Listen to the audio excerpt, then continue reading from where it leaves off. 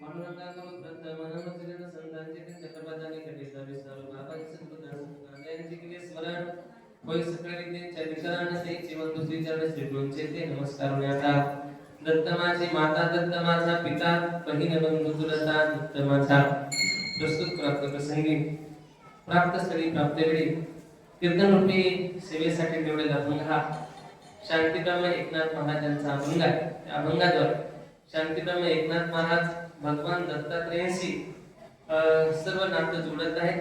भगवान दत्त जे आहेत ते माझे माता आहेत, भगवान दत्त माझे पिता आहेत, भगवान दत्त माझे गुरु आहेत, भगवान दत्त माझे तारू आहेत, भगवान दत्तात्रय माझे जन आहे, भगवान दत्तात्रय माझे मन आहे, भगवान दत्तात्रय माझे काय तन. एकाच रात्री दत्त हा विसावा न विचारिता गावा जावे त्याचा. म्हणजे भगवान दत्तात्रयांबरोबर लौकिक जे नाते आहेत ती सर्व नाती या ठिकाणी शांतीब्रह्म एकनाथ महाराज काय करतात, जोडतात. आणि भगवान दत्तच माझे सर्वस्व आहे या भावाचा हा अभंग आहे. अभंगाला सुरुवात करण्या अगोदर थोडासा परिहार द्यायचा तोसा.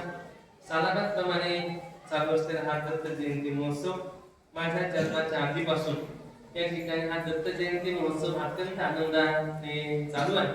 जवळजवळ 40-50 वर्षापासून हा दत्त जयंती महोत्सव या ठिकाणी अत्यंत आनंदाने परमपूजनीय ब्रह्मलीन दत्तात्रय महाराज सुधीर पाटील यांच्या आशीर्वादाने हा कार्यक्रम चालू आहे.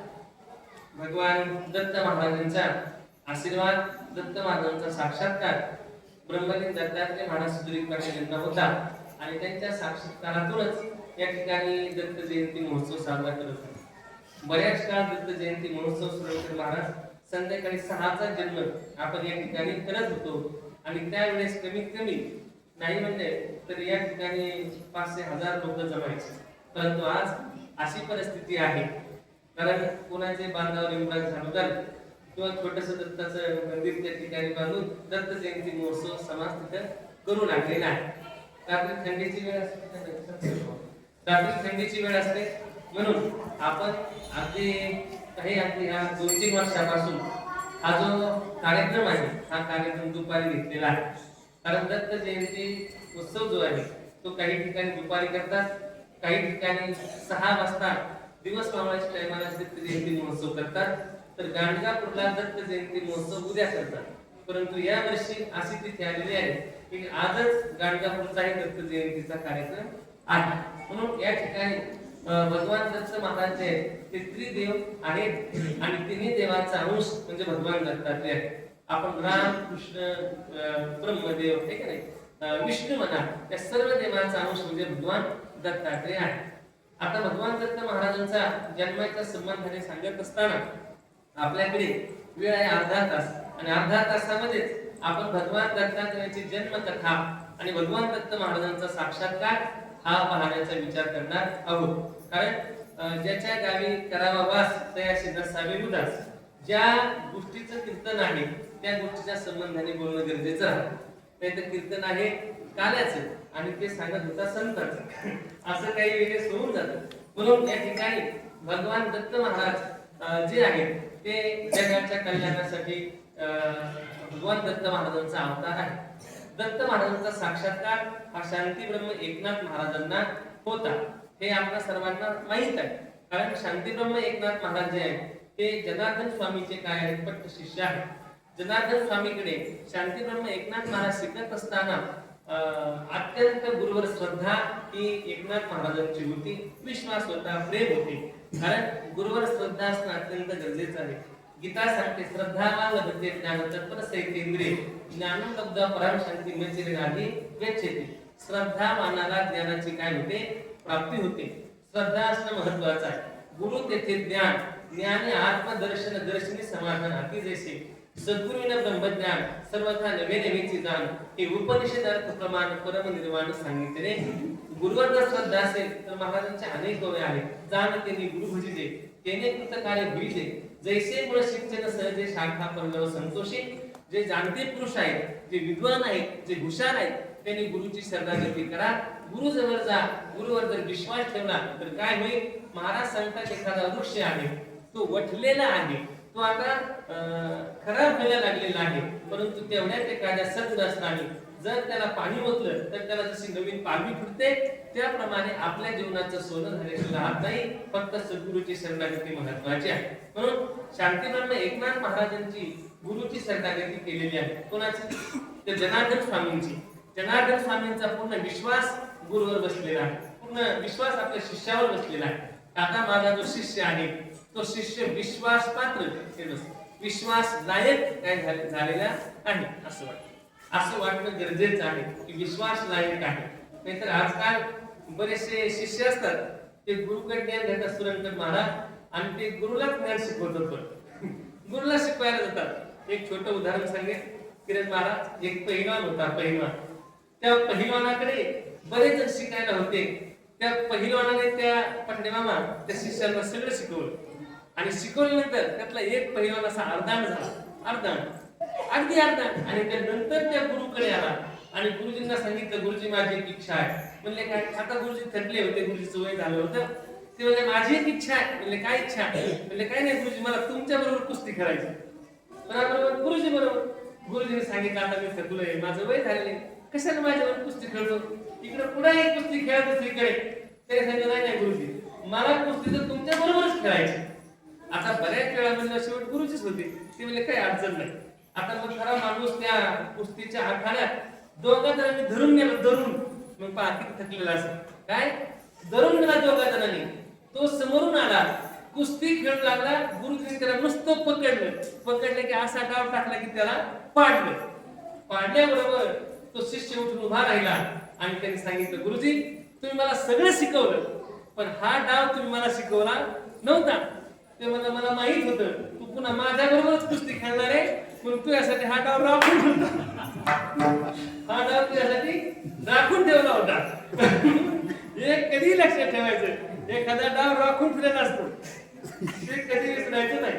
कसरत करताना खोटे आहे की नाही, एखादा राग तुम्ही शिकत असताना ते गुरुजी आपल्याला राखून ठेवत असतात. का ठेवतात एवढ्यासाठी की उद्या यांनीच मला विचारत नाही म्हणून ठेवतात. बस तसं नाही, असं हे विनोदाचा भाग सोडून द्या. फक्त मला सांगायचं एवढी, जनार्दन स्वामीवर श्रद्धा होती, विश्वास होता. जनार्दन स्वामी हे किल्लेदार होते. किती विश्वास होता असं सांगतात. एक दिवस जनार्दन स्वामी जे आहेत का, ते जनार्दन स्वामी साधनेसाठी बसलेले आहेत आणि त्यांनी सांगितले 21 दिवस माझी साधना चालणार आहे, मी 21 दिवस त्या खोलीच्या बाहेर निघणार नाहीये. आणि तेवढ्यामध्ये परचक्र आलं, म्हणजे दुश्मन आले आणि त्या किल्ल्यावर स्वारी केल्यानंतर सगळीकडे आता जनार्दन स्वामीला किल्लेदार आहेत, त्यांना उठवायचं कसं, काय करायचं, मोठी शंका निर्माण झाली. पण एकनाथ स्वामीने त्यांची पगडी, त्यांची तलवार त्यांच्या घोड्यावर जाऊन एकनाथ स्वामीने काय केलं, युद्ध केलं. असं सांगतात की एकनाथ महाराजांनी युद्ध केल्यानंतर त्या लोकांना एकनाथ महाराज आहेत का जनार्दन स्वामी आहेत याच्यातला फरक कळाला नाही. एवढा विश्वास, एवढी दृढ भक्ती हे कोणाची होती, तर एकनाथ महाराजांची जनार्दन स्वामीवर होती. जनार्दन स्वामींच्या लक्षात आलं की नंतर युद्ध झालं, आपला विजय झालेला आहे, हे सगळं कोणी केलं तर माझ्या शिष्याने केलं, मला न कळता, मला न त्रास देता. हे कळल्यानंतर त्यांना वाटलं की याला आता साक्षात्कार घडून आणणं गरजेचं आहे. म्हणून त्यांना अरण्यामध्ये घेऊन गेले आणि गेल्यानंतर त्यांनी समोर पाहिलं एक मलंग म्हणजे भिकारी वेशात एक व्यक्ती आलेला आहे, त्याच्याबरोबर एक कुत्री आहे, त्याच्याबरोबर एक मरकुटी गाई आहे. हे त्यांनी पाहिलेलं आहे. म्हणजे 2-4 कुत्रे आहेत, एक गाई आहे, भिकारी वेशात मनुष्य आलेला आहे.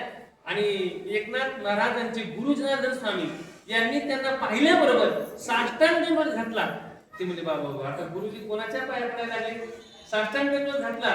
ते दोघे बसले, काही चर्चा करू लागले. तो जो मलंग आहे का, त्याच्या पिशवीमधून त्यांनी काही शिळ्या भाकरीचे तुकडे काढले. ते बाहेर काढल्यानंतर एकनाथ महाराज पाहतायत जनार्दन स्वामी आणि त्या मलंगाने एका कुत्रीचं दूध काढलं. म्हणजे कशाचं, कुत्रीचं. आणि त्या कुत्रीचं दूध काढलं, ते भाकरीचे तुकडे त्याच्यात टाकले आणि दोघेही एका ताटात खाऊ लागले.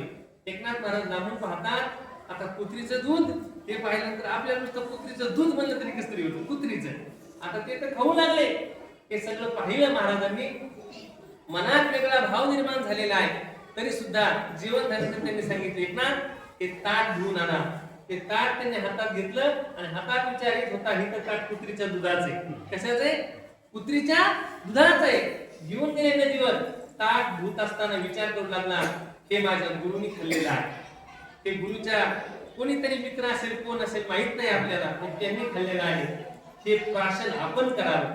त्यांनी त्याच्यात पाणी टाकलं आणि ते सगळं पिऊन घेतलं. एकनाथ महाराजांनी पिऊन घेतलं आणि एकनाथ महाराज माघारी आले तर त्यांना दिव्य साक्षात्कार झाला. आता समोर दिसणारा मलंग जो आहे का, तो मलंग आता भिकारी दिसत नव्हता, तर दत्त महाराज दिसत होते.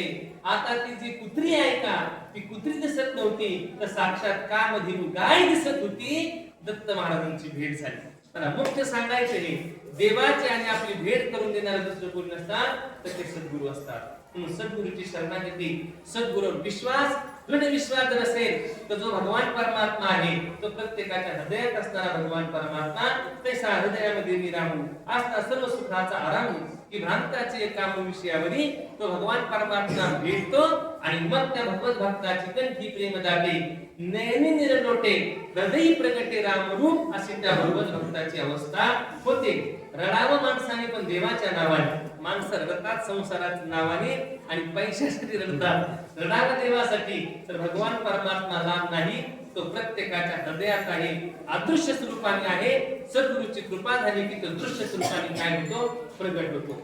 आता भगवान दत्त महाराज जे आहेत का, भगवान दत्त महाराजांचा जन्म अवतार जे आहे का, ते अवतार रामकृष्णादी जे अवतार आहेत का, त्या सर्व अवतारांच्या अगोदरचा अवतार आहे. हे लक्षात ठेवा, सर्व अगोदरचा. हे सत्ययुग, त्रेतायुग, द्वापारयुग याच्याही अगोदर भगवान दत्त महाराजांचा काय आहे, तर अवतार आहे. आता या ठिकाणी विज्ञान आणि अध्यात्म थोडासा फरक आहे.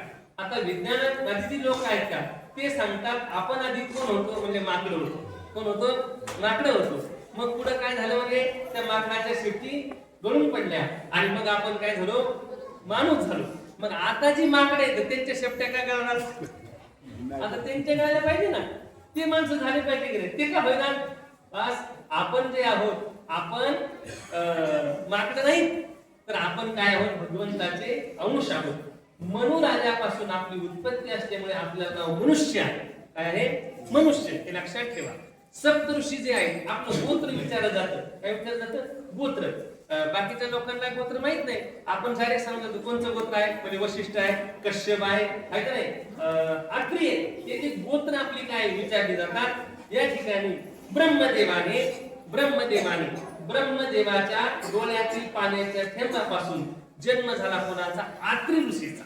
कोणाचा झाला, आत्री ऋषीचा झाला. गर्दम ऋषीची कन्या ही कोण आहे, अनुसया. आता अनुसया याचं नाव असं आहे, तिला कुठल्याही प्रकारची आशा नाही, ती अनुसया. बस. आणि भगवान ब्रह्मदेवाच्या डोळ्यातील पाण्याच्या थेंबापासून जे झाले आत्री याचाही अर्थ असा आहे, त्रिगुणातीत म्हणजे आता 3 गुण आहेत, कोणते, रज, सत्व आणि तम. त्या 3 गुणाच्या पलीकडे असणारे कोण आहेत, आत्री महाराज आहेत. त्या दोघांचा विवाह झाला आणि यांनी हजारो वर्ष तपश्चर्या केली, हजारो वर्ष. आता आपण काय आहोत, आपण 100 वर्ष जाणार नाही.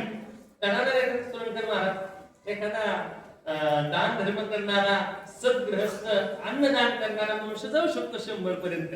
बाकीच्यांनी फक्त वाट बघायची, आपला दिवस कधी उजळतो जाऊ शकत नाही. हजारो वर्ष तपश्चर्या केली. भगवान परमात्मा साक्षात प्रकट झाले. विचारलं काय पाहिजे, म्हणजे आम्हाला ब्रह्मदेवाने काम दिलेलं आहे. कशाचं, सृष्टी उत्पत्तीचं काम दिलेलं आहे. पण आमच्या पोटी असा मुलगा जन्माला यावा की त्याचा जन्म झाल्यावर आम्हाला वाटायला नको, नसता झाला तर बरं झालं असतं. आता बऱ्याच वेळेस काही मुलं अशी जन्माला येतात, आपण तिथे गुरुजी पाहतो. आता काही श्रीमंत माणसं आहे, श्रीमंत माणसं ती सुद्धा सांगतात मला, महाराज आम्हाला नसतं पोरगं झालं तर बरं झालं असतं. काय, तसं राहिलं असतो तरी चांगलं झालं असतं. तसं या ठिकाणी आत्री महाराज आणि अनुसया माता देवाला सांगते, असा आमच्या पोटी जन्माला दे किंवा जेणेकरून पुत्र व्हावा ऐसा गुंडा, त्याचा तिन्ही लोकी जन्म. असा सात्विक मुलगा जन्माला यावा, इतरही लोकांमध्ये त्याचं नाव लौकिक व्हावं. त्या देवाने तथास्तु सांगितलं, मी अवतार घेणार आहे. आणि नंतर आत्री ऋषी जे आहेत आणि अनुसया माता यांच्या पोटी भगवान परमात्म्याने अवतार घ्यायचं ठरवलेलं आहे. इकडे अनुसया जी आहे, आता दत्त महाराजांना किती भाऊ आहेत असा प्रश्न केला तरी 3 जण आहेत. चंद्र या ठिकाणी दत्त महाराजांचे एक बंधू आहेत.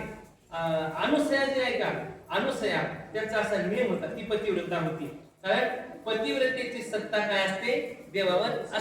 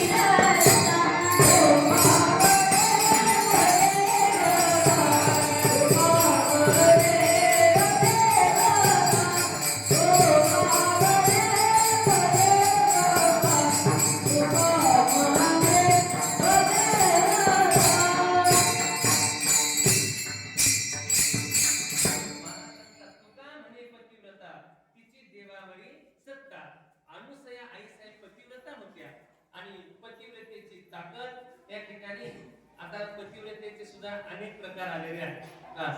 तर म्हणजे पतिव्रता होत्या त्यांची योग्यता आधी सांगेल आणि मग पतिव्रतेविषयी बोलू. योग्यता अशी सकाळी सकाळी आश्रमातील विद्यार्थी शेती खंदून काढायचे. शेती खंदून काढल्यानंतर आत्री महाराज वाफे टाकायचे आणि अनुसरेने 10-11 वाजता त्याच्यात साळी म्हणजे भात तो पेरायचा. 4 वाजता मामा तो भात उगून येऊन तयार व्हायचा आणि 5 वाजता भात कापून तो संध्याकाळी भोजनात जायचा. एवढी व्यवस्था म्हणजे सकाळी लावलेलं पीक संध्याकाळी भोजनासाठी उपयुक्त व्हायचं. हा म्हणता ही वार्ता नारद महाराजांना कळाली.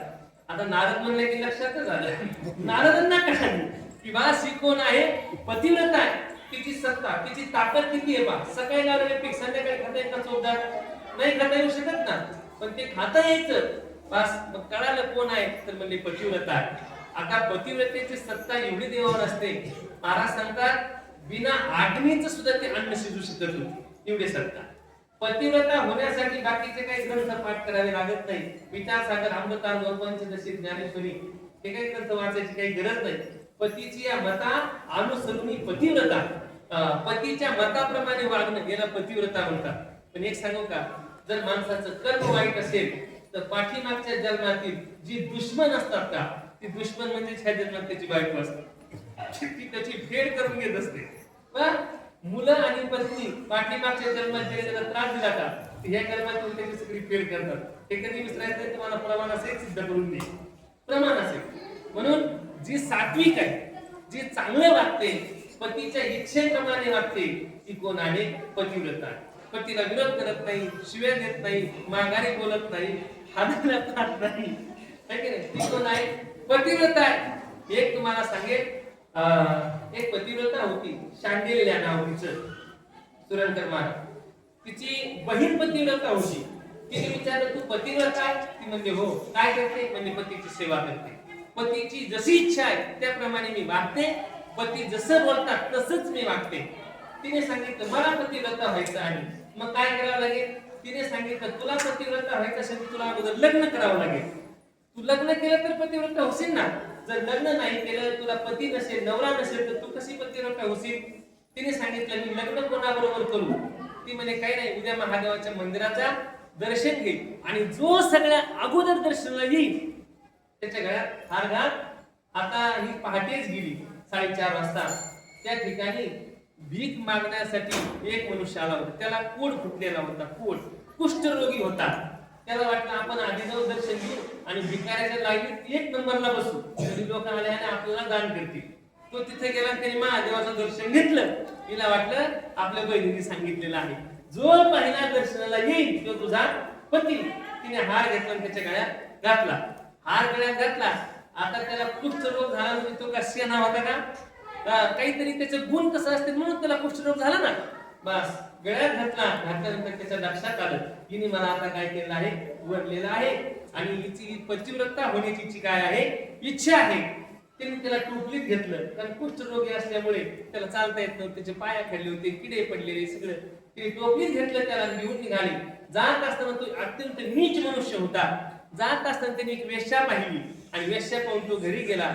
आणि घरी गेल्यानंतर त्यांनी तिच्या पत्नीला सांगितलं, म्हणजे तू पतिव्रता आहे, माझी सेवा करते, पण माझी एक इच्छा आहे, मला त्या वेश्याच्या घरी जायचं. पहा आता इथे त्याला कोणी बायको दिली असती का? दिली नसती. एवढी सात्विक बायको त्याला मिळाली तरी त्याचे विचार असे नीच होते. हे सांगितल्यानंतर तिथे पतिव्रता होती. तिने विचार केला पण ती वेश्या आहे, तिला काय करायचं आहे कुष्ठरोग्याचं, ती त्याला स्वीकारणार नाही. म्हणून ती रोज रात्री 2:30 वाजता जायची आणि त्या वेश्याच्या घरी सगळा समर्जन करायची, रांगोळी काढायची, फुलं व्हायची, हळदी कुंकवायची, निघून यायची रोज. ती वेश्या विचार करू लागली, मी अशी दुष्ट वागणारी, वाईट वागणारी, खराब असणारी, माझ्या घराची कोण पूजा करत आहे? असं 8 दिवस झालं, 15 दिवस झालं. 15 दिवसांनी तिने रात्री लक्ष ठेवलं, म्हणजे आज झोपायचंच नाही, कोण पूजा करते पाहायचं. 15 दिवसानंतर तिने पाहिलं तर तिच्याकडे म्हणजे अरे इथं सात्विक बाई आहे, दावत आले, दर्शन घेतलं, तुम्ही माझ्या दाराची का पूजा करता? तिने सांगितलं ताई एवढ्यासाठी पूजा करते, माझा जो पती आहे त्याला तुमच्याकडे येण्याची इच्छा आहे, तुम्ही सुंदर आहात परंतु त्याला कुष्ठरोग आहे, त्याचा तुम्ही स्वीकार करणार नाहीत, म्हणून मी तुमची दाराची पूजा करते. तिने हे पाहिलं, त्या वेश्येच्या सुद्धा डोळ्यात पाणी आलं की काय पत्नी असू शकते एखाद्याची. तिने सांगितलं काय अडचण नाही, त्याला घेऊन या. घेऊन या सांगितल्यानंतर ती घरी आली, तिला खूप आनंद झाला. तिने आपल्या पतीला टोपलीमध्ये घेतलं आणि घेऊन निघाली. परंतु हा मुळातच विचित्र असल्यामुळे तो त्या टोपलीत बसून चालला तरी नीट चालला नव्हता. तो इकडे हात लाव, तिकडे हात लाव, इकडे पाय कर, काहीतरी कर. आता कथा अशी आलेली आहे, जी मांडव्य ऋषी आहेत त्या मांडव्य ऋषींना चुकीच्या शिक्षेमध्ये गुंतवून सुळावर दिलेले होते. सुळावर मांडव्य ऋषी सुळावर होते आणि सुळावर असलेली असह्य वेदना मांडव्य ऋषींना होत होत्या. आणि एवढ्यामध्ये त्याने हात लावला, तो सूळ आधीच त्यांच्या अंगात शिरला जास्त. मांडव्य ऋषींना खूप राग आला आणि त्यांनी शाप दिला, अरे ज्याने मला स्पर्श केला, ज्याने मला हलवलं, मला असह्य वेदना झाल्या, तो मनुष्य उद्या सूर्य उगवल्याबरोबर मरणार. असा शाप दिल्यानंतर आता ही जी सांगेल तुला वाईट वाटू लागलं की माझा जो पती आहे कुष्ठरोगी आहे आणि तो कधी मरणार आहे, दिवस उगवला की मरणार आहे. आणि जर पती मेला तर कसली पतिव्रता, मग काही पतिव्रता राहणार नाही. आपण तिला फार वाईट वाटू लागलं, ती रडू लागली आणि तिने सूर्याला सांगितलं, जर तू उगवला तुला शाप देईन, तुला भस्म करून टाकील, उगू नकोस. कुणी? शांडिल्यने सांगितलं. सूर्य उगायचा थांबला. हिची ताकद, हिची योग्यता एवढी होती. पहा बरं, म्हणजे आपण पती थोडा येणा वाकडा वागला तर त्याला शिव्या देतो. ज्या बाईचा पती कुष्ठरोगी आहे, ज्याची इच्छा किती वाईट वासना आहे, अशाची सुद्धा तिने सेवा केली, तिला पतिव्रता म्हणतात. ते मला मुख्य सांगायचं आहे. आणि त्या सेवेमुळे तिला एवढी ताकद निर्माण झाली की सूर्य थांबला. मामा 1 दिवस झालं, 2 दिवस झालं, 3 दिवस झालं, सगळं चक्र थांबलं. लोक विचार करू लागले सूर्य उदय होईना. जर सूर्य उदय झाला नाही तर सगळं चक्र थांबणार आहे. कारण तुम्ही आम्ही काय खातो, तर आपण सूर्य खातो. सूर्य, कारण वनस्पती अन्न निर्माण करू शकते तर सूर्याच्या तेजामुळे, प्रकाशामुळे. जर सूर्यप्रकाश पडला नाही तर वनस्पती अन्न तयार करू शकत नाही. आणि जर वनस्पतीने अन्न तयार केलं नाही तर आपण खाऊ शकत नाही. आज आपण काय खातो, तर सूर्य खातो, हे लक्षात ठेवा. ते विचार केला म्हणजे आता काय करावं, आणि ते कोणाचंही ऐकायला सगळे ऋषी मुनी साधू संत सगळे सांगून गेले तिला. कोणाला? शांडिल्याला. म्हणजे मरू दे, याचं काय खरे म्हणले, असला मरू दे. ते कोणाचं ऐके ना. आणि मग मात्र लक्षात आलं, म्हणजे दुसरं तसं कोणाचंही ऐकू शकत नाहीये. ही पतिव्रता आहे, ही एखाद्या पतिव्रतेच ऐकू शकते. मग कोण पतिव्रता बनवायची? त्याने सांगितलं दुसरी तिसरी पतिव्रता येऊ शकत नाही.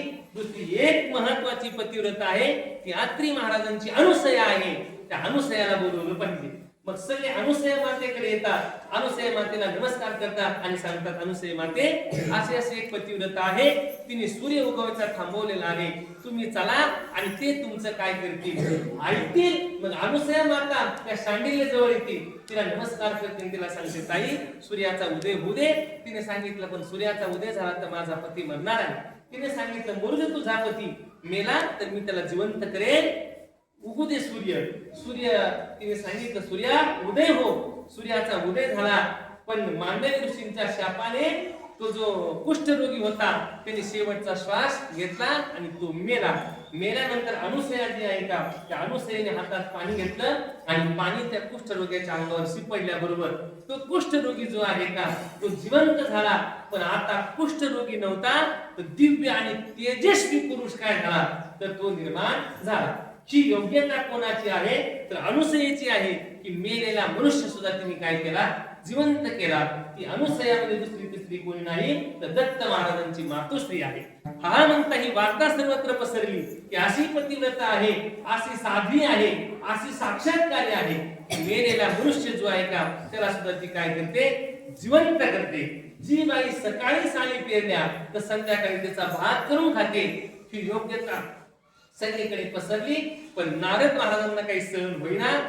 नारद महाराजांनी ती सगळी गोष्ट ऐकली आणि नारद महाराज जे आहेत का, ते नारद महाराज पुढे गेले, तर म्हणले स्वर्गामध्ये गेले, वैकुंठात गेले. लक्ष्मी आई साहेबांना नमस्कार केला. लक्ष्मी आई साहेबांनी सांगितलं, काय नारदा खूप दिवसांनी आले. ती म्हणले, आता काही वैकुंठात यायची गरज नाही राहिली बा. ते म्हणले, का रे असं का म्हणतो? ते म्हणलं, आता आम्ही मृत्यू लोकात स्वर्ग तयार केलेला आहे. एक अशी पतिव्रता आहे जी दिवसा साडी फिरते आणि संध्याकाळी भात करून खाते. अशी पतिव्रता आहे की मेलेला मनुष्य, कुष्ठरोगी असलेला मनुष्य सुद्धा दिव्य तेजस्वी करते. अशी महान पतिव्रता पृथ्वी लोकामध्ये आहे. आता बहुतेक तुमचं पातिव्रत्य नुसतं एवढंच मानलं. काही लोक असे असतात नुसतं थोडं बोलून तुमचं पातिव्रत्य एवढं बोलून गेला. दास लक्ष्मी आई साहेबांना बोलला, पार्वती मातेलाही बोलला आणि ब्रह्मदेवाच्या पत्नीलाही तसंच बोलले. सावित्री आई साहेबांनाही तसंच बोलले. बोलल्यानंतर तिघींना सुद्धा काय झाला, राग आला. आता तिघींनी गुप्त मीटिंग सुरू केली. आता गुप्त मीटिंग मध्ये यांनी ठरवलं की जे कोणी पतिव्रत आहे तिचं पातिव्रत्य भंग केलं तर जमेल, नाही तर आपल्याला कोणी मानणार नाही. आपल्याला मानणार नाही. कारण प्रत्येक काही माणसं असे असतात बरं का. एखादा मनुष्य जर आपल्यापेक्षा जास्त हुशार असला तर त्याला कसं संपवायचं हे पहा. मी म्हणतो त्याला संपवण्यापेक्षा आपण कसं हुशार व्हावं हे पहा. दुसऱ्याच्या काड्या करणं, त्याला काढून देणं हे असे काही नियोजन असतं. पण त्याच्यापेक्षा आपण काय, आपल्याला कसं येईल ते आपण पाहणं गरजेचं आहे. त्यांनी ठरवलं. संध्याकाळी तिन्ही देव घरी आले. आल्यानंतर या तिघी रुसून बसलेले आहे. म्हणजे देवाच्या सुद्धा सुरंकर महाराज रुसून बसत होत्या. आपल्या रुसता त्याच्यात काही नवल नाही, देवाच्या रुसल्या. काय झालं म्हणजे अशी एक पतिव्रत आहे, तिचं तुम्ही काय करा, पातिव्रत्य भंग करा असं सांगितल्यानंतर त्यांनी सांगितलं नको तसं करू. काय करायचं आपल्याला, आपण तुम्ही वैकुंठातले आहात, स्वर्गातले आहात, कैलासातले आहात, ब्रह्मलोकातले आहात, ती बिचारी मृत्यू लोकातली आहे. तिचा आणि तुमचा काही कार्यकारण संबंध नाही. ती तिकडे पुढे खंडीची आहे, तिकडे इकडे मुळेवाडीची आहे, तर तिचा काय संबंध आहे, काही संबंध नाही. का त्यांच्या नादी लागते, पण ते काही ऐके ना. आणि मग आता तिन्ही देव साधूचं रूप घेऊन काय करतात, निघतात आणि साधूचं रूप घेऊन येतात. दारात आले, भिक्षा मागू लागले.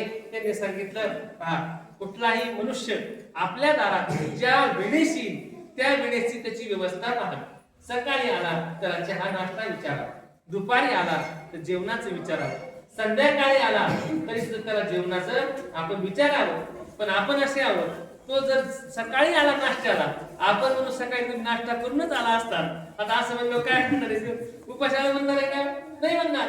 जेवायच्या टायमाला आला तर त्याला आपण म्हणलं तुम्ही जेवून आला असता असं म्हणलं काय होणार आहे. बस त्यांनी सांगितलं तुम्ही जेवणाच्या वेळेस आला, तुम्ही जेवण करा, पण अगोदर तुम्ही गंगेवर जाऊन स्नान करून या आणि तोपर्यंत मी स्वयंपाक तयार करते. ते साधू म्हणजे त्रिदेव ते स्नानासाठी गेले.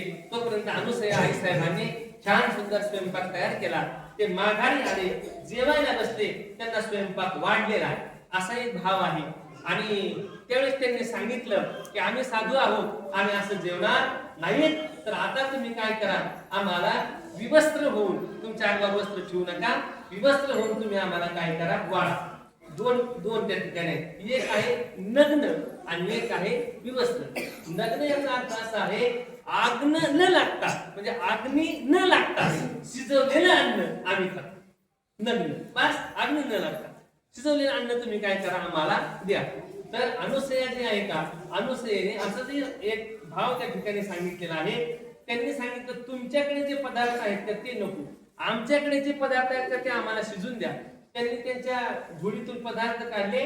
तर दुसरं तिसरं नव्हतं काय, म्हणजे नदीचे गोटे होते, ते नदीचे गोटे, नदीतले गोटे नसतात गोल गोल, ते दिले. तर अनुसया आई साहेबांनी सूर्याला सांगून, कारण त्याला सुद्धा काय केलं, शिजवून दिलं होतं न अग्नी. बस असा एक भाव. दुसरा सांगितलं विवस्त्र होऊन काय करा, तर तुम्ही आम्हाला वाढा. त्यांनी विचार केला की या साधूंची मागणी थोडी विचित्र आहे. आई साहेब हात दिल्या, आपल्या पतीचं स्मरण केलं. धर्म संकटात आहे, मी काय करावं, मी पतिव्रता आहे आणि एखाद्या परपुरुषाच्या समोर विवस्त्र होऊन वाढणं पातिव्रत्य राहणार नाही, काय करावं. तिने नमस्कार केला, आपल्या पतीची आठवण केली, पाणी घेतलं आणि त्या तिन्ही देवावर काय केलं, त्या ऋषींवर पाणी टाकलं. तर तिन्ही जी आहेत का, ती छोटी छोटी काय झाली, बाळ झाली. आता छोटी छोटी बाळ झाल्यानंतर शास्त्र असं सांगतं, आईच्या आणि बाळाच्या मध्ये कुठलाही भाव किंवा कुठलाही अंतर आता राहत नाहीये, ती छोटी छोटी झाली असं सांगतात. त्या बाळाकडे पाहून आता अनुसया मातेला काय फुटला, पाना फुटला. आणि अनुसया माता आता त्यांना काय करू लागली, पाजू लागली. अनुसया माते आता त्यांना खेळू लागली. अनुसया मातेने औदुंबराच्या वृक्षापासून काही लाकडं तोडून त्याचा पाळणा तयार केला. कशाचा पाळणा होता, औदुंबराच्या वृक्षाचा होता. आणि तो पाळणा औदुंबराच्या वृक्षालाच बांधला. आणि तिन्ही बाळं जी आहेत का, तिन्ही बाळं त्या पाळण्यात टाकलेली आहेत. आणि अनुसया माता जी आहे का, आता अनुसया माता त्या पाळण्याची दोरी हाणून या ठिकाणी पाळणा, अनुसया माता पाळणावरती आहे. बस सगळीकडे आनंदी आनंद झालेला आहे. पुढे त्या आश्रमात आनंद झाला. बाळ तिथं राहिलेले आहे. खूप दिवस झालं त्या तिघी वाट पाहत आहेत, आमचे पती कसे येणार, आमचे पती कसे येणार. एक दिवस नारद गेले. नारद त्यांनी विचारले, अरे नारद, अरे आमचे पती कुठे आहेत? ते म्हणलं, मला काय माहित तुम्ही कुठे लावले सकाळी. ते म्हणजे सकाळी कसे 6 महिने झाले, कुठे गेले? ते म्हणजे तुम्ही कुठे लावले तर जाऊन पहा. ते म्हणले, काय तुमचे पती, काय आयुष चालू आहे म्हणजे त्यांची तिकडं, असं काय आनंदात येत. ते म्हणले, कुठे येत? म्हणजे आत्री महाराजांच्या आश्रमामध्ये तुमचे पती आहेत. आता या तिघी त्या ठिकाणी आलेल्या आहेत. आल्यानंतर त्या तिघी गर्वाने फुगलेल्याच होत्या. त्यांनी नमस्कार केला आणि सांगितलं, म्हणजे आमचे पती इथं आलेले आहेत. कुठे आहेत आमचे पती, आम्हाला दाखवा, आम्हाला द्या. भांडू लागल्या अनुसया आईसाहेबांबरोबर. अनुसया आईसाहेबांनी सांगितलं, म्हणजे तुमचे तिघींचे पती आहेत ना, तुम्ही पतिव्रत आहात ना, तर तुमचे तिघांचे पती त्या औदुंबराच्या वृक्षाखाली जो पाळणा बांधलेला आहे त्या पाळण्यामध्ये आहेत. तुम्ही तुमचे पती ओळखा आणि तुम्ही तुमचे घेऊन जा. त्या तिघी त्या पाळण्याजवळ येतात तर तिन्ही सारखे दिसतात. पार्वती आई साहेबांनी विचार केला, जर आपण हात चुकून ब्रह्मदेवाला लावला तर आपलं पाठीवर तर राहणार नाही. पार्वती आई साहेब मागं सरल्या आणि लक्ष्मी आई साहेबांना म्हणू लागल्या, एक काम करा, तुम्ही आमच्यात मोठे आहेत म्हणले. तुम्ही कसं येतं थोरले आहेत, तुम्हीच आधी उचला, तुम्ही उचला. ती गेली, तिने पाहिलं, म्हणजे तिन्ही सारखे दिसतात. हात लावला तर बस. सावित्री आई साहेब गेल्या, त्यांनी पाहिलं, म्हणजे हे काम आपलं नाही, चूक होऊ शकते, आपलं पातिव्रत्य भंग होऊ शकतं. त्या तिघी येतात आणि अनुसयाच्या पायावर साष्टांग दंडवत घालतात. सांगतात, आई साहेब चुकलं आमचं, माफ करा, आम्ही परत असं करणार नाही. आमचे पती आम्हाला काय करा तुम्ही द्या. अनुसया मातेला त्यांची दया आली आणि अनुसया मातेने आता कमंडलूतलं पाणी घेतलं आणि त्या तिन्ही देवावर काय केलं, सिम पडलं. तिन्ही देव जे आहेत ते पहिल्यासारखे झाले आणि म्हणून आता तिन्ही देवांनी नमस्कार केला. कोणाला? अनुसयेला नमस्कार केला. आता अनुसयाला असं वाटलं की हे तिन्ही देव आहेत ना निघून जाणार आहेत. अनुसया रडू लागली आणि रडत असताना ते सांगितलं, माते का रडते? आम्ही तुझं दूध पान केले, रडते का? तुझी काय इच्छा आहे? म्हणजे काय नाही, तुम्ही तिन्ही देवानी माझ्याजवळ थांबावं अशी माझी इच्छा आहे. मग तिन्ही देवाचे अंश मिळून एक मूर्ती प्रगट झाली, ती म्हणजे भगवान दत्त महाराजांची मूर्ती प्रगट झाली. आणि तीच भगवान दत्त महाराजांची मूर्ती जी आहे का, तेच एकनाथ महाराज सांगतात, माझी माता आहे, माझा पिता आहे. दत्ता माझी माता, दत्ता माझा पिता, दत्ता माझी माता, दत्ता माझा पिता, दत्ता माझी माता, दत्ता माझे पिता, दत्ता माझी माता, दत्ता माझे पिता, दत्ता माझी माता, दत्ता माझे पिता, दत्ता माझी माता.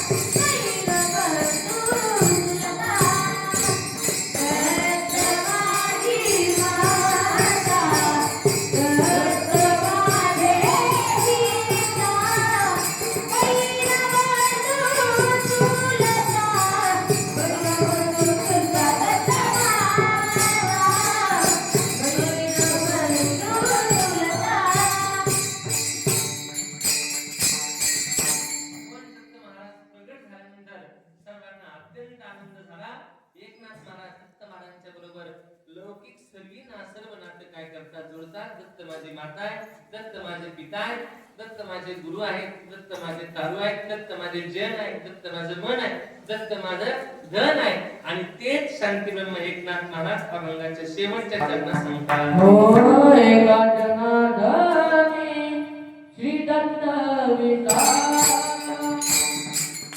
एका जनार्दनी दत्त हा विठावा एका जनार्दनी दत्त हा विठावा एका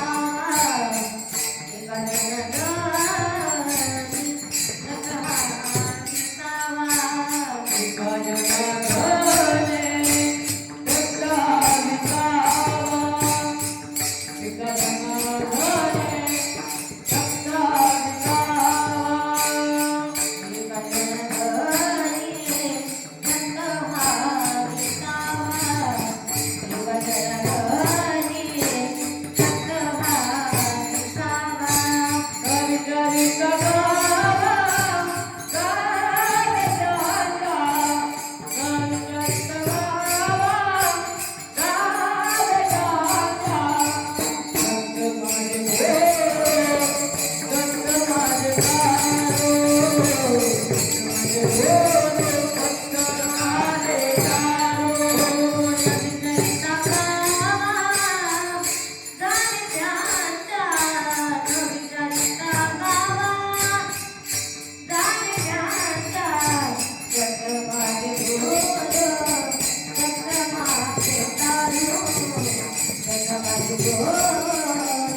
हा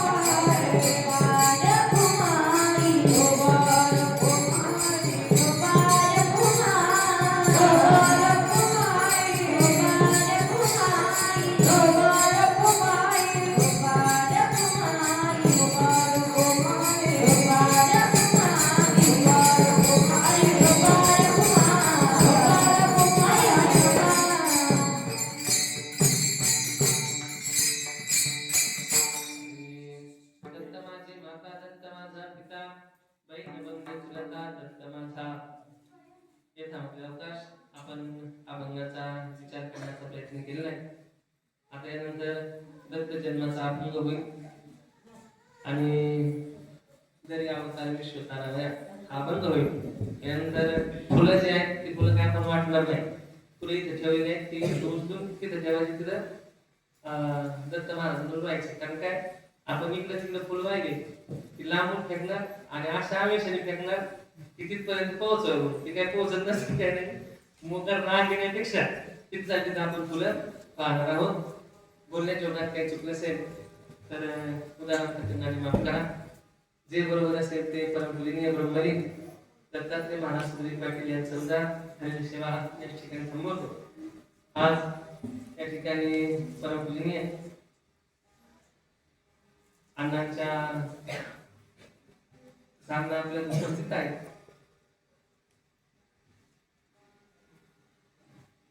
दत्त जयंतीच्या वेळेस तुम्हाला नेहमी सांगायचे मी दुसरीकडे कीर्तनावर जायचो. जाणून दुसरीकडे कीर्तनावर तिथे कीर्तन करत जा आणि त्यांची इच्छा असायची. तुम्ही दरवेळेस त्यांना म्हणा तुम्हीच का. बऱ्याच वेळास मग अण्णा दत्त जयंतीला या ठिकाणी कीर्तन करायचे. बऱ्याच वेळेस कधीतरी. पण मागल्या वर्षी अण्णा नव्हते. हे वर्षी अण्णा नाही. आणि छान निश्चय करून आता कोणी किती बोलवलं पुढे किती बोलवलं कीर्तनाला तरी आपण जायचं नाही. दत्त जयंतीला एकच थांबायचं या भावनेने या ठिकाणी परमपूज्य अण्णांनी जो आपल्याला वसा घालून दिलेला आहे तो पुढे नेण्याचा आपण प्रयत्न करणार आहोत. आता त्यांच्या आशीर्वादाने त्यांनी आपल्या हाती सोपवलेलं कार्य आपल्या कितपत केलं होतं हे आपल्याला सांगता येत नाही. पण त्यांच्या आशीर्वादाने आज ते वगैरे जास्त सृष्टीने माता गोशाळा हे दोन अत्यंत अण्णांच्या जिव्हाळ्याचा विषय होता. तो अण्णांचा जिव्हाळ्याचा विषय अत्यंत जिव्हाळ्याने आपण त्या विषयाची सेवा करण्याचा प्रयत्न करणार आहोत. आपण या ठिकाणी उपस्थित सर्व जी मंडळी आहेत आज ते अत्यंत अण्णांच्या जिव्हाळ्याची मंडळी आहे. आमचे विनेकरी आमचे मामा जानकरदास अण्णांवर त्यांचा अत्यंत श्रद्धा आणि विश्वास होता ते या ठिकाणी आहेत. तसेच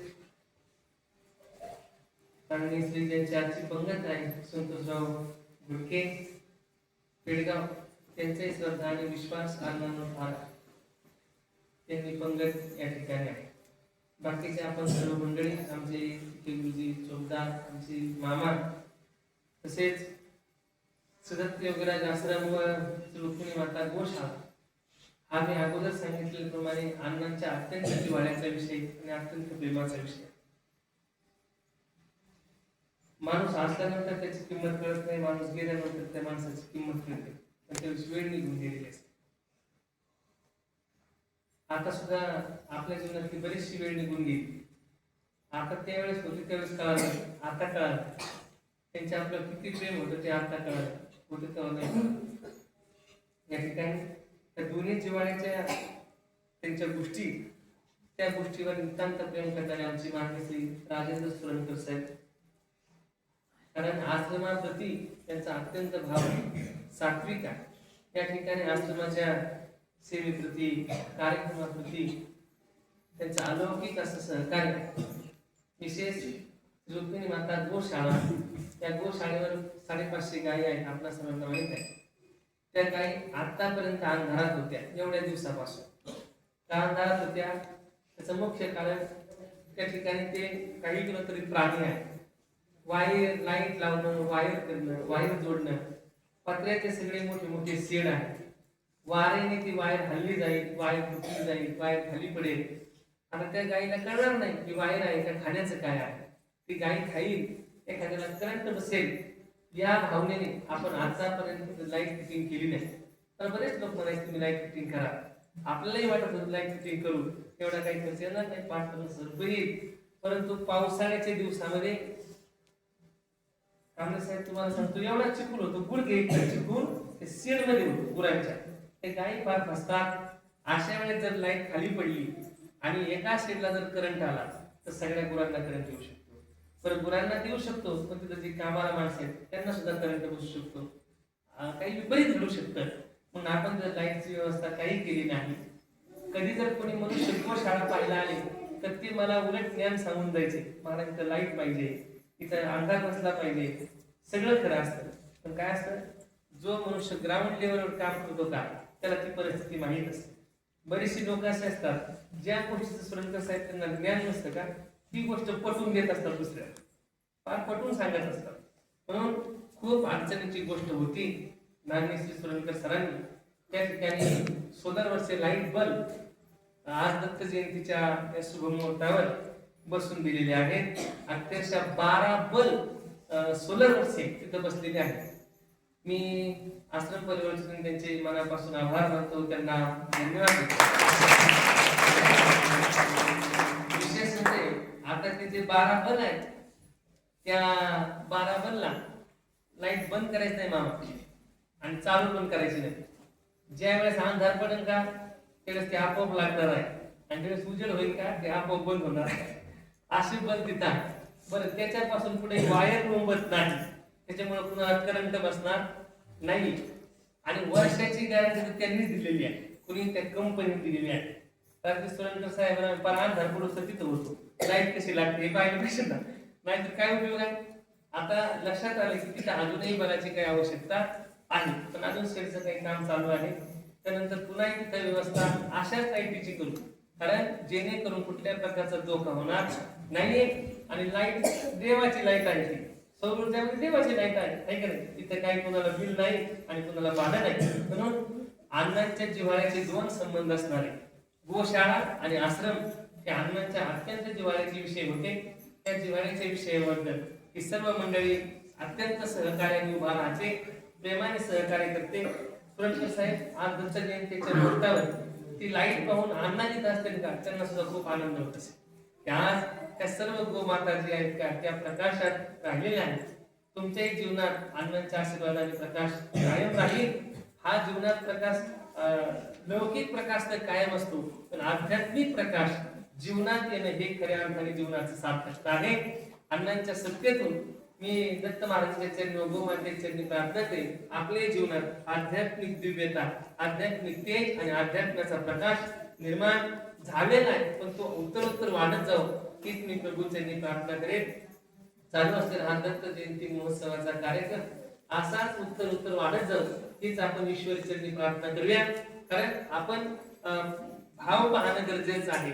तर आपण पुढच्या वर्षी अजून दत्त जयंतीला काही लोकांना सांगून, काही लोकांना बोलून, आता सगळ्यांनाच माहिती आहे दत्त जयंती या ठिकाणी आहे, पण जे ते आपापल्या भागात दत्त जयंती करतात होणं गरजेचं आहे, पुढेही होऊ द्या, होणं गरजेचं आहे. परंतु या ठिकाणी ही दत्त महाराजांची मूर्ती जी आहे ती साक्षात्कारी मूर्ती आहे. कारण अण्णांच्या तपश्चर्याने पावन झालेली ही भूमी आहे, पावन भूमी आहे. अनेक लोकांना या ठिकाणी दर्शन जरी घेतलं आणि मनातली इच्छा जरी बोलली तरी या ठिकाणी कित्येक लोकांना फरक पडतो. आता सुद्धा काही लोक अण्णांचं दर्शन घेऊन गेले ना तरी त्यांचं कल्याण होतं. माझ्याकडे मध्ये काय तुम्ही दर्शन घ्या तिकडून जा, लई जर अवघड मूर्ती आमचे ताप येत तिकडे जा मार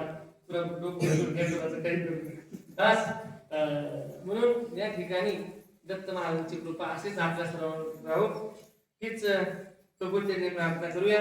आणि आज दत्त जयंतीच्या मुहूर्तावर आपण अण्णांना सुद्धा सांगू, अण्णा आम्ही सगळे पोचके झालो आहोत, तर आम्ही सुद्धा तुमची परत वाट पाहत आहोत. तुम्हीच कोणत्या तरी रूपाने परत या ठिकाणी या. कारण हा जो गाडा आहे हा पेलवणं एवढं सहज सोपं नाहीये, ते शक्य नाहीये. बाकीच्या लोकांना 2 माणसं सांभाळणं अवघड होतं. इथं 220 पोरं, 500-550 गायी, रोज चाऱ्याचा प्रश्न, रोज अनेक काही वेगवेगळे प्रश्न निर्माण होत असतात.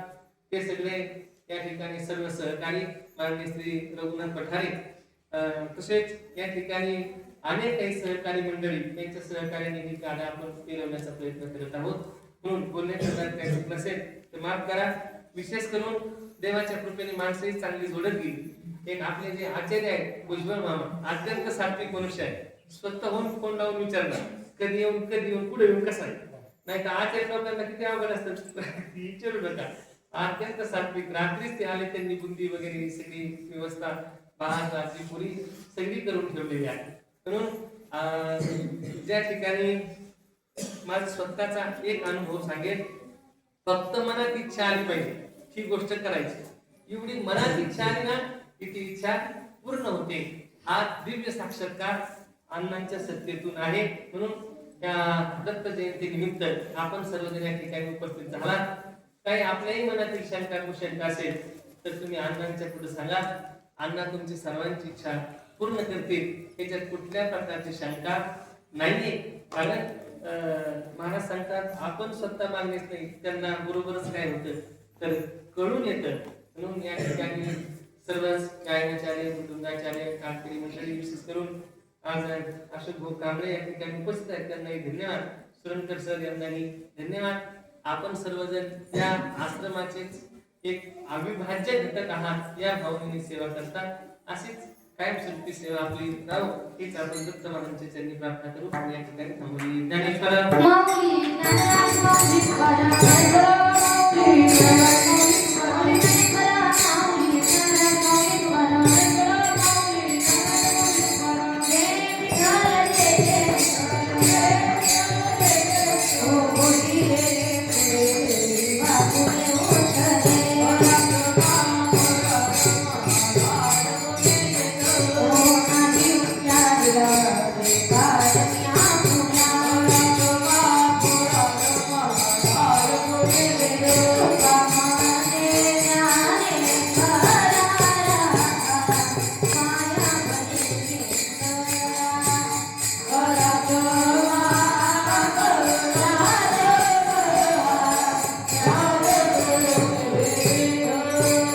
ज्ञान देव